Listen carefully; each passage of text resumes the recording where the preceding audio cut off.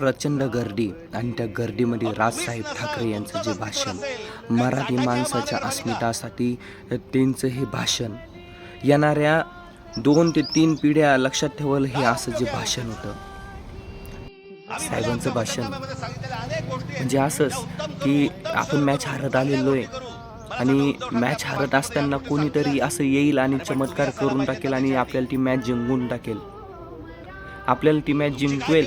आणि सेम असंच डिक्टो असंच झालेलं आहे. निवडणुकीची पूर्ण हवा पलटून गेलेली आहे आपल्या मुंबई शहरामधली.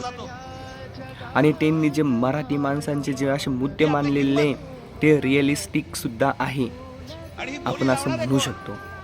त्यांचं म्हणणं फक्त एवढंच आहे की ज्या महाराष्ट्रातील काही नोकऱ्या वगैरे निघतील, सर्वप्रथम पहिलं प्राधान्य तुम्ही मराठी मुलांना द्या, मराठी लोकांना द्या, दुसरं काहीच नाही.